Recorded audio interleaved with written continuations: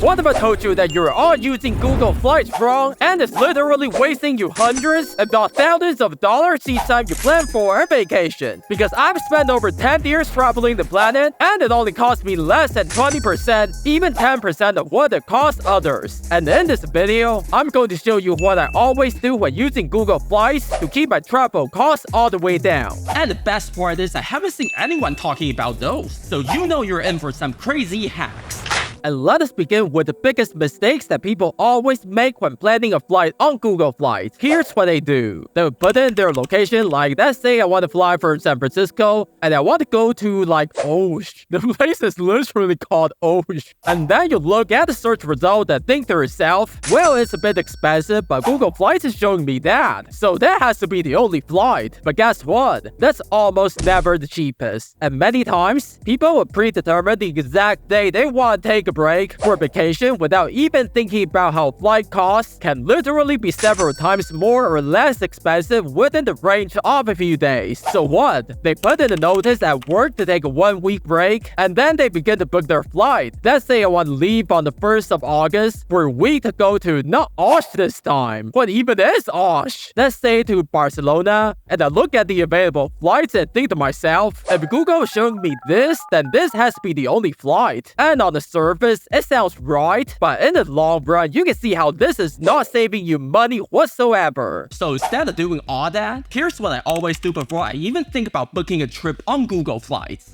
So this is what I would do. And let's say I want to go from San Francisco to Tokyo, and I begin to look for a flight. But as you can see, it's crazy expensive right now. But what a lot of people don't know is that Tokyo and many big cities in Japan actually has 2 or several airports. So back to Google Flights, if I were to click on the plus icon next to my destination and then select both of the airport and search again, now it's way cheaper, and maybe the other airport is like an hour away, but overall, if it's saving you 2 to 3 times more, I believe it's worth looking into it. And here's the thing, more than enough nations and popular cities that people travel to all the time have more than one international airport. Same goes for Australia, it goes for Korea, Thailand, Indonesia, and so on. So it's always good to check on Google Maps how many airports they have and how far away they are from where you're headed.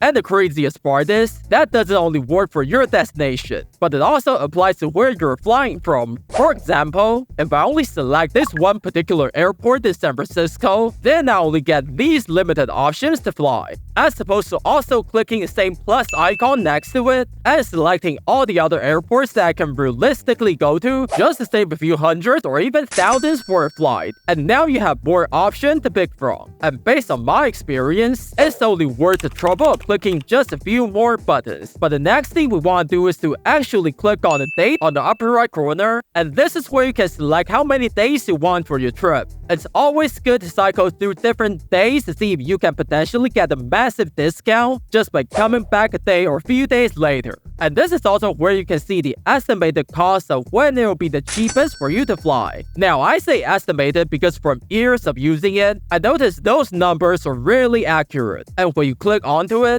it will sometimes show a different price. So it may be necessary to click into each individual date just to see when you can get the absolute cheapest flight. Also, I see it many times, even from people who travel a lot, is that they often forget to click the button that says cheapest in the search result. As many times, this is where the flight at the lowest cost for your trip is located. But yeah, most of the time it's filled with flights with too many stops. But every now and then you can find some true hidden gem like I did all the time. But since we're talking about flights with a few stops, let's talk about the biggest secret I found in lowering the cost for those flights, as I recently found it when booking a flight to Hawaii, where I needed to transfer at Osaka, Japan. But here comes the crazy part. Because for some reason, booking the flight separately, meaning I buy a ticket to fly to Osaka, and then buying another ticket to fly to Hawaii, is somehow way cheaper than buying both tickets at once. So if you're flying to a place, let's say from San Francisco to Osh, why not? Maybe it's fun. Look at me, I'm in Osh, everyone. And it looks like I have to transfer in Korea.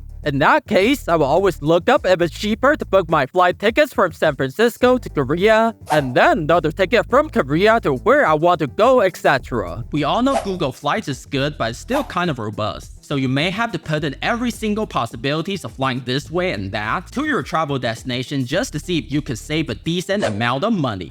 But that's not even the biggest Google Flights tips that we're going to talk about, because the next one is so crazy I believe most people don't even know. And that is what I love to call the hidden tickets. And what it means is, if you only put in where you want to travel to into Google Flights, those tickets wouldn't show up. But in reality, those could be the absolute cheapest way to travel around. So for example, I know from past experience that if I were to fly to India or Bali, Indonesia, from where I am, it's almost always cheaper to transfer at Manila in the Philippines or Kuala Lumpur in Malaysia, etc. But here's the thing, a lot of the time, those transfer options wouldn't be shown on Google Flights. And that's because, and this came from my friend who's a flight attendant and not afraid to share secrets, is that you actually need a broker or an airline company willing to sell you the bundle to buy those tickets for a transfer flight. Meaning that if they don't see profit in it, they wouldn't offer that. And you have to dig out and book those flights yourself. So that means I might have to look up tickets that fly to the Philippines and Malaysia, and then the flight tickets from there to my destination to see if it's way cheaper than a typical transfer bundle they offer, where they always transfer you at big famous airports like the ones in Thailand or Vietnam, etc. Also, when planning your trip, it's always good to think about the place you're going to. Do they have a lot of international workers or students? If they do, there's almost always a way to fly or travel there from their original nation really cheap.